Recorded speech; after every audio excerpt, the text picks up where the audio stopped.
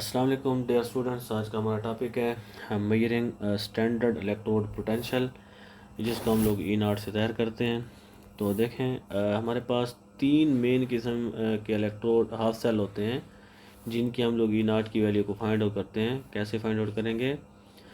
जब हम लोग उनको कनेक्ट करेंगे किसके साथ, एस एच ई के साथ। मीन के एस एच ई के ज़रिए से ई नाट की वैल्यू को मेजर करने के लिए तीन किस्म के हाफ सेल्स होते हैं।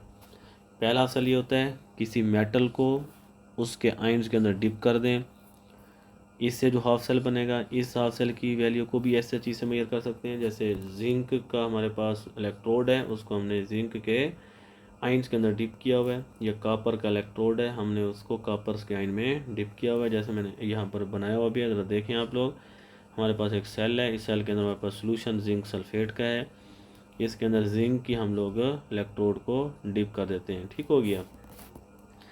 तो इस तरह के हाफ सेल की जो ई नाट की वैल्यू है, उसको हम लोग फाइंड आउट कर सकते हैं जब उसको कनेक्ट करें किसके साथ, एस एच ई के साथ।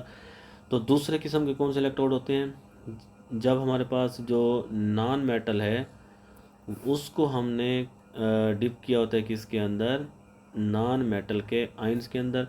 लेकिन यहाँ पर हम लोग जो इलेक्ट्रोड है, क्योंकि इलेक्ट्रोड कोई भी ऐसी चीज़ होती है जो कंडक्टिंग मटेरियल होता है, तो नॉन मेटल जो है खुद वो कंडक्ट नहीं कर सकती इलेक्ट्रिसिटी को, इसके लिए कंडक्टिंग मटेरियल को इस्तेमाल करते हैं। वो कौन सा होता है? वो प्लेटिनम का इलेक्ट्रोड भी होता है। जैसे एस एच ई के अंदर हमने देखा था, हाइड्रोजन जो है वो उसके अंदर हाइड्रोजन का इलेक्ट्रोड नहीं बन सकता, वो गैस होती है। तो उसके लिए हम लोग क्या इस्तेमाल करते थे? प्लेटिनम को एज एन इनर्ट इलेक्ट्रोड इस्तेमाल करते थे। यहाँ भी हम लोग प्लेटिनम को, या फिर हम लोग ज़्यादातर कार्बन के इलेक्ट्रोड को इस्तेमाल करते हैं। ठीक हो गया। इनके कार्बन जो मेड इलेक्ट्रोड थे, जैसे ग्रेफाइट हो गया, तो कार्बन इलेक्ट्रोड को भी इस्तेमाल कर सकते हैं। ठीक हो गया। ये दूसरी किस्म के हमारे पास हाफ सेल्स हो गए। तीसरी किस्म के हाफ सेल्स वो होते हैं जब आयन होगा और अपने ही आयन्स के अंदर क्या किया होगा, डिप किया होगा। ठीक है। जैसे यहाँ मेटल के आयन के अंदर, नॉन मेटालिक आयन्स के अंदर।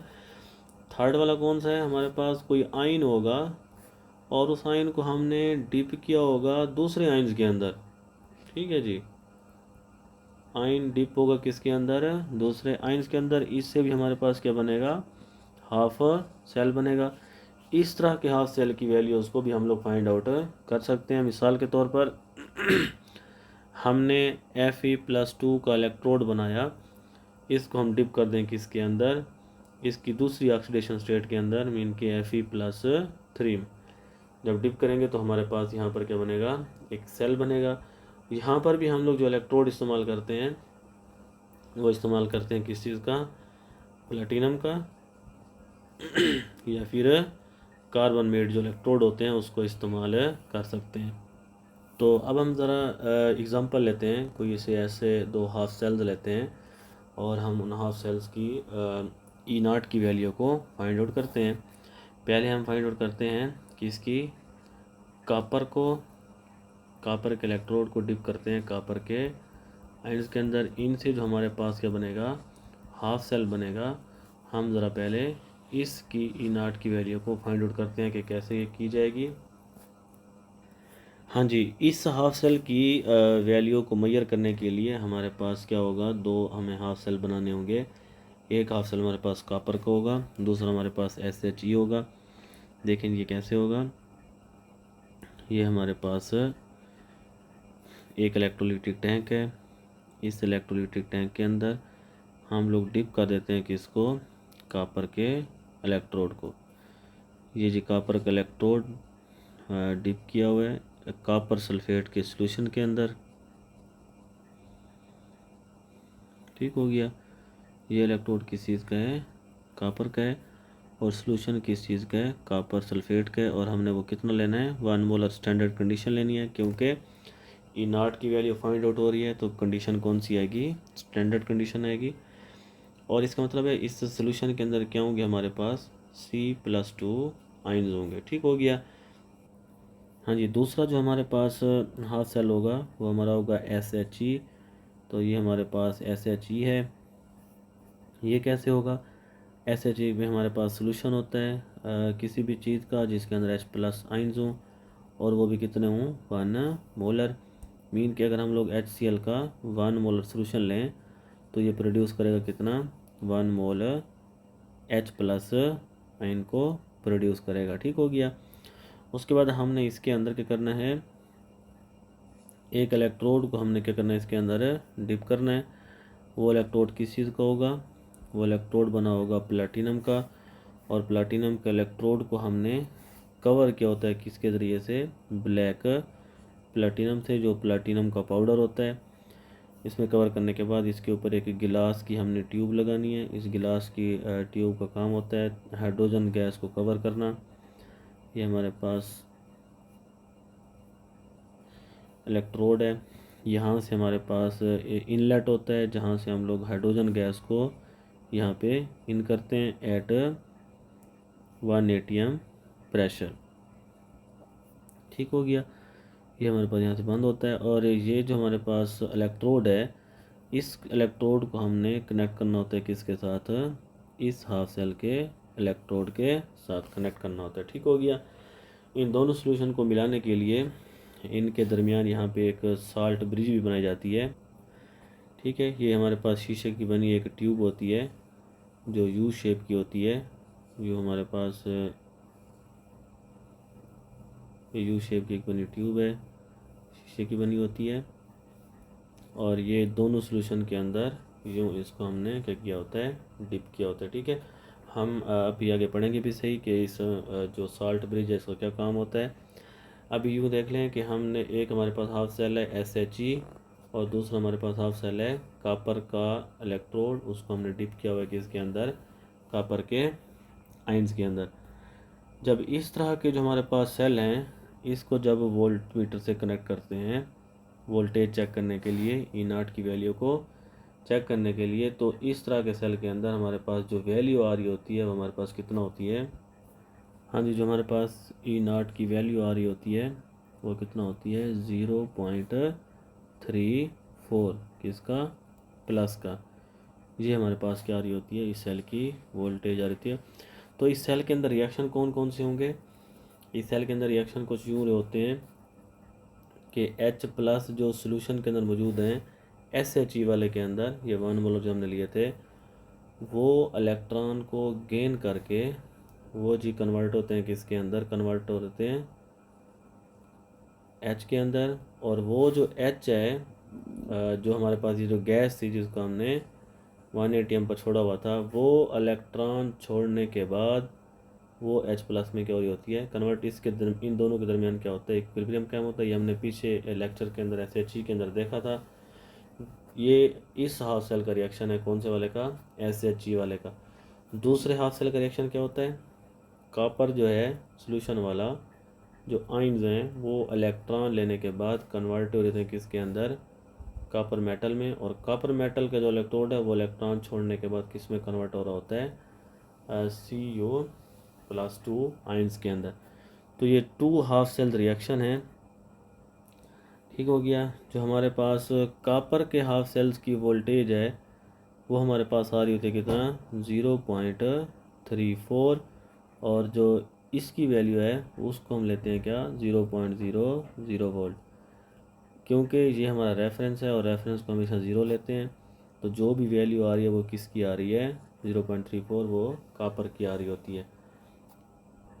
अब क्योंकि हाइड्रोजन के अंदर इलेक्ट्रॉन लेने की और इलेक्ट्रॉन देने की इक्वल टेंडेंसी होती है, किसी ऐसी मेटल के साथ जब इसको कनेक्ट करेंगे जिसके अंदर इलेक्ट्रॉन लेने की ताकत ज़्यादा होगी वो इससे इलेक्ट्रॉन ले लेगी, या किसी ऐसी मेटल से के साथ कनेक्ट करेंगे जिसके अंदर इलेक्ट्रॉन देने की सलाहियत होगी तो इस हाइड्रोजन को इलेक्ट्रॉन दे देगी। ठीक है। जब ये दोनों इक्विलिब्रियम प्रोसेस हो रहे होते हैं दोनों सेल के अंदर, इन दोनों को जब कनेक्ट करते हैं वायर के ज़रिए से, तब हमारे पास जो E0 की वैल्यू है वो ये शो कर रही होती है, जो हमारे पास E0 की वैल्यू कितना आ रही है, 0.34 प्लस का आ रहा है, वो ये शो कर रही होती है, E0 शोज दैट कि हमारे पास जो कॉपर आयन है असल में वो क्या हो रहे होते हैं, ईजियर टू रिड्यूस, इलेक्ट्रॉन ले रहे होते हैं कहाँ से, फ्रॉम H2 गैस। मीन कि जो H2 गैस है किसकी, ये इस हाफ सेल की SHE की, जिसको हमने 180 पर रखा हुआ, तो पहले तो उसके इलेक्ट्रॉन नीचे आ रहे थे, जो H प्लस साइन सोल्यूशन वाले हैं वो लेकर H2 गैस के अंदर कन्वर्ट हो रहे थे, इक्विलिब्रियम बना हुआ था। जैसे ही हमने उसके साथ वायर के साथ कनेक्ट किया, क्योंकि जो Cu+2 है वो इलेक्ट्रॉन लेने की सलाहियत रखते हैं ज़्यादा किससे, हाइड्रोजन से, तो वो हाइड्रोजन से इलेक्ट्रॉन ले लेता है, और इलेक्ट्रॉन जो हैं वो एक्सटर्नल वायर से, मीन के यहाँ से इलेक्ट्रॉन जो है ये मूव करते हैं किसकी तरफ, कॉपर वाले इलेक्ट्रोड की तरफ। मीन के इलेक्ट्रॉन का जो भाव है किस तरफ होता है, इस तरफ होता है। ये पॉजिटिव वैल्यू यही बता रही है कि इलेक्ट्रॉन जो हैं वो हाइड्रोजन से किसकी तरफ गए हैं, कॉपर की तरफ तक गए हैं। और E0 की वैल्यू शो करती है कॉपर जो है वो ईजिली क्या होता है, ईजियर टू रिड्यूस। और इलेक्ट्रॉन कहाँ से लेता है, वो लेता है H2 गैस से, वो किसके अंदर जो मौजूद है, जो SHE में मौजूद है। ठीक हो गया। जितना ज़्यादा पॉजिटिव वैल्यू होगी वो चीज़ उतना ज़्यादा क्या होगी, रिड्यूस होगी। ठीक हो गया।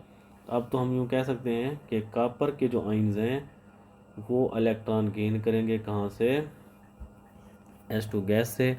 मीन के होना ये चाहिए था कि जो H2 गैस है उसके इलेक्ट्रॉन जा रहे थे H प्लस की तरफ, उसको हमने कनेक्ट कर दिया किससे, copper+2 से। अब इसने अपने इलेक्ट्रॉन तो देने हैं, जिसकी कैपेसिटी ज़्यादा होगी वो इलेक्ट्रॉन को एक्सेप्ट करेगा। अब कॉपर के अंदर इलेक्ट्रॉन लेने की सलाहियत H प्लस से क्या होती है, ज़्यादा होती है। वो हमें किसने बताया, हमें उसकी वोल्टेज की वैल्यू ने बताया। मीन कि हम यूँ कह सकते हैं जो कॉपर की एबिलिटी होती है,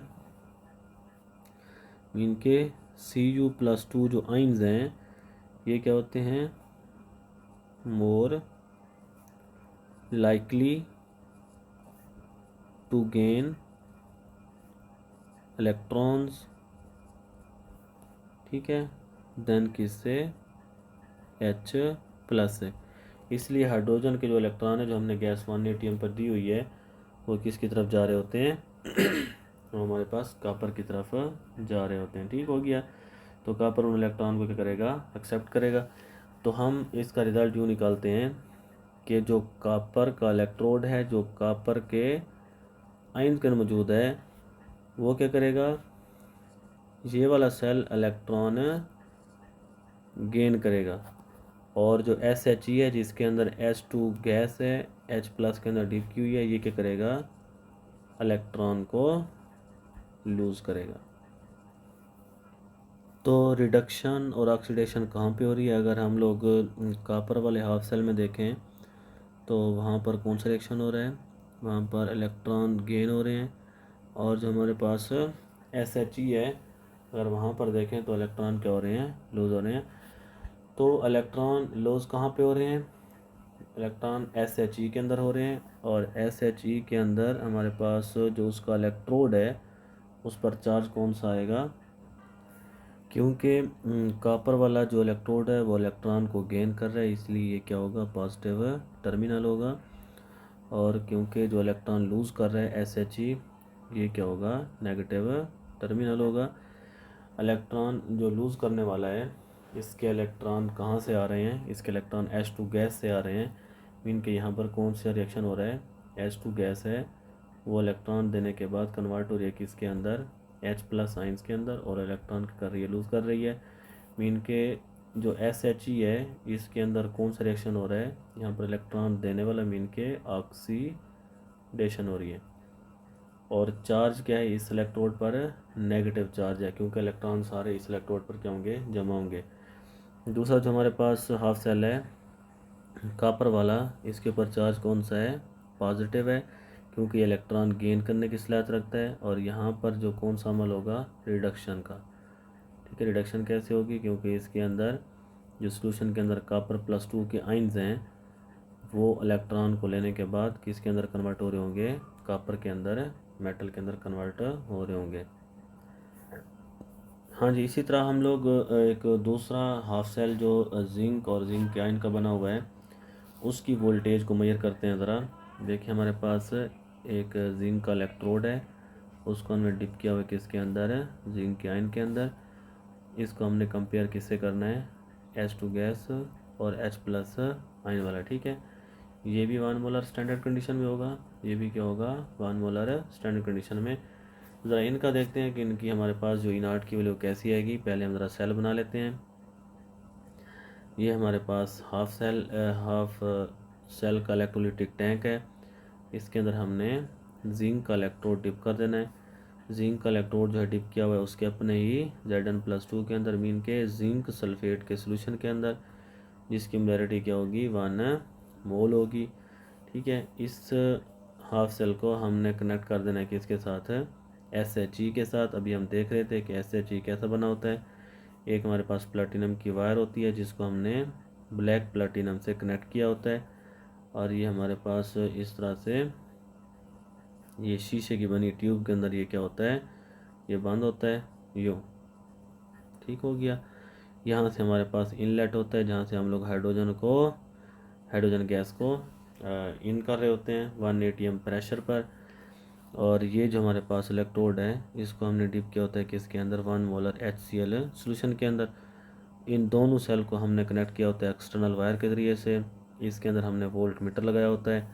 दोनों हाफ सेल को हमने जोड़ देना है किसके ज़रिए से, एक साल्ट ब्रिज के ज़रिए से। शीशे की बनी एक ट्यूब होती है, ये हम अगले लेक्चर के अंदर पढ़ेंगे इंशाल्लाह कि साल्ट ब्रिज का क्या फंक्शन होता है। ठीक हो गया। तो ये हमारे पास ये एक सेल तैयार हो गया है जिसके अंदर 2 हाफ सेल हैं। एक हमारे पास SHE है और दूसरा हमारे पास क्या है Zn का इलेक्ट्रोड, जिसको हमने टिप किया हुआ है किसके अंदर, Zn+2 के अंदर। अब जो हमारे पास वोल्ट मीटर जो है जो वोल्टेज देगा, वहाँ से हम अंदाज़ा लगाएंगे कि कौन सा सेल इलेक्ट्रॉन दे रहा है और कौन सा सेल इलेक्ट्रॉन ले रहा है। ठीक हो गया। यहाँ पर हमारे पास जो SHE है वहाँ पर कौन सा रिएक्शन हो रहा होगा, वहाँ पर हो रहा होगा कि हमारे पास जो H+ आइन है वो इलेक्ट्रॉन लेने के बाद कन्वर्ट हो रहे हैं किसके अंदर, H2 गैस के अंदर। और H2 गैस जो है वो इलेक्ट्रॉन देने के बाद कन्वर्ट हो रही है किसके अंदर, H+। और इन दोनों के दरमियान क्या हो रहा है, इक्विलिब्रियम कायम है। क्योंकि ये हमारे पास रेफरेंस इलेक्ट्रोड है, इसलिए इसकी इनर्ट की वैल्यू हम कितना लेते हैं 0.0 वोल्ट। जो दूसरा हाफ सेल उसके अंदर क्या हो रहा है, उसके अंदर हमारे पास जिंक के जो आयन हैं सोल्यूशन के अंदर, वो इलेक्ट्रॉन लेने के बाद वो कन्वर्ट होने किसके अंदर, जिंक मेटल के अंदर। और जिंक जो मेटल इलेक्ट्रोड है वो इलेक्ट्रॉन छोड़ने के बाद किसके अंदर कन्वर्ट हो रहा है, जिंक प्लस। ये तब के रिएक्शन है जब अभी हमने इनको एक्सटर्नल वायर से कनेक्ट नहीं किया था। जैसे हम लोग इनको एक्सटर्नल वायर से कनेक्ट करेंगे तो हमारे पास वोल्टेज की वैल्यू आएगी। वो हमारे पास जो वैल्यू E0 की वैल्यू वो कितना आ रही होगी, वो आती है तकरीबन -0.76 वोल्ट आ रही है। ठीक है, तो माइनस से मुराद है कि यहाँ पर जो जिंक है उसके अंदर इलेक्ट्रॉन देने की सलाहियत होती है बजाय लेने के। ठीक है, मीन के अब यूँ हो रहा होता है जैसे मैंने आप लोगों को बताया कि हाइड्रोजन गैस इलेक्ट्रॉन दे रही है किसको, H+ को, जो सोल्यूशन के अंदर मौजूद हैं। अब ये कनेक्ट होगी किसके साथ, Zn+2 के साथ, या Zn के इलेक्ट्रोड के साथ। ठीक हो गया, जो किसके अंदर डिप किए हुए Zn+2 में। तो अगर जिंक के अंदर इलेक्ट्रॉन लेने की सलाहियत होती तो ये H2 से इलेक्ट्रॉन ले लेता, क्योंकि हाइड्रोजन के अंदर इलेक्ट्रॉन लेने की सलाहियत जो है वो किससे ज़्यादा है, वो Zn से ज़्यादा है, इसलिए Zn इलेक्ट्रॉन देगा तो H2 लेगा। ठीक है, H2 जो है किसकी तरफ भेजेगा, मीन के जो हमारे पास जो एक्सटर्नल वायर है वो इलेक्ट्रॉन किस तरफ भेजेगी, वो सोल्यूशन वाला H+ की तरफ भेजेगी और उसको किस में कन्वर्ट कर देगी, H2 गैस के अंदर। ठीक हो गया। तो यूँ हमारे पास ये रिएक्शन हो रहा होगा। असल में ये रिएक्शन यहाँ पर कैसे होगा कि जो हमारे पास Zn है, हाँ जी, वो इलेक्ट्रॉन छोड़ेगा, +2 में कन्वर्ट होगा, 2 इलेक्ट्रॉन छोड़ देगा। यही 2 इलेक्ट्रॉन दूसरे हाफ सेल के अंदर H+ आइन जो हैं वो लेंगे और ये कन्वर्ट हो जाएंगे किसके अंदर, H2 गैस के अंदर कन्वर्ट हो जाएंगे। अगर इसको एक ही रिएक्शन में लिखें तो हमारे पास कैसे होगा, जो Zn है वो और हाइड्रोजन जो है इनके जो रिएक्शन हो रहा है, Zn कन्वर्ट हो रहा है +2 के अंदर,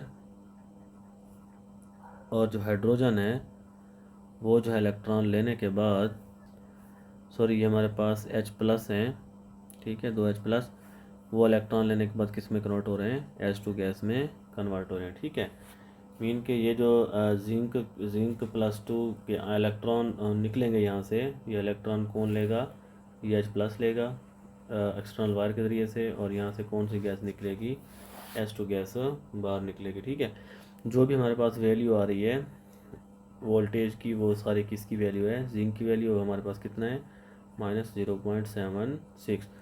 तो इन दो एग्जांपल से हमें यहाँ पर ये अंदाज़ा हुआ कि ऑक्सीडेशन और रिडक्शन हो रही है। ऑक्सीडेशन कहाँ पे हो रही है, देखें, रिडक्शन हमारे पास वहाँ पर होगी।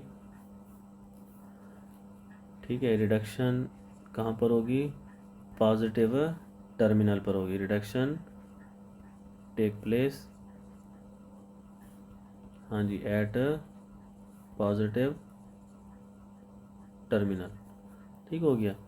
कैसे पॉजिटिव टर्मिनल, जैसे अगर हम लोग जिंक वाले केस में देखें तो रिडक्शन कहाँ पर हो रही है, मीन के जो सोल्यूशन वाले H+ हैं वो जिंक के छोड़े हुए इलेक्ट्रॉन लेने के बाद वो किस में कन्वर्ट हो रहे हैं, H के अंदर।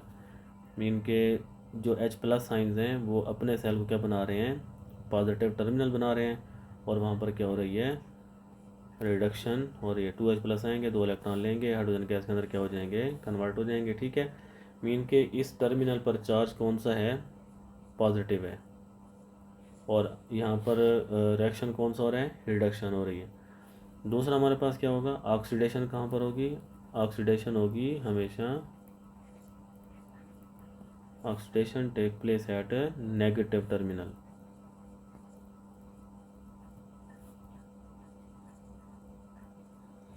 ठीक है जी, नेगेटिव टर्मिनल कैसे, हमेशा जो इलेक्ट्रॉन वही देता है जिस पर नेगेटिव चार्ज हो। इनकी हमारे पास नेगेटिव चार्ज वाला यहाँ पर सेल कौन सा होगा, इस केस में ये जिंक का जो इलेक्ट्रोड है वो इलेक्ट्रॉन छोड़ने के बाद खुद कन्वर्ट होगा किसके अंदर, Zn+2 में, और अपने इलेक्ट्रॉन के कर देगा, छोड़ देगा। ठीक है, तो हमारे पास यहाँ पर एनोड और कैथोड क्या हुए, देखें, नेगेटिव टर्मिनल कौन सा है हमारे पास, ये Zn वाला।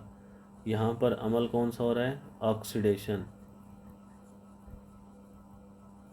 जिस इलेक्ट्रोड पर क्या होती है, ऑक्सीडेशन होती है, उसको हम क्या कहते हैं, उसको हम एनोड कह रहे होते हैं। ठीक है, देखें, ये हमारे पास ऐसे सेल हैं जिसके अंदर एनोड जो है उसको हम लोग नेगेटिव टर्मिनल कह रहे हैं ऑक्सीडेशन की वजह से, और जो हमारे पास ऊपर वाला इलेक्ट्रोड है उस पर चार्ज कौन सा है, पॉजिटिव है, और उस पर अमल कौन सा हो रहा है, उस पर रिडक्शन हो रही है।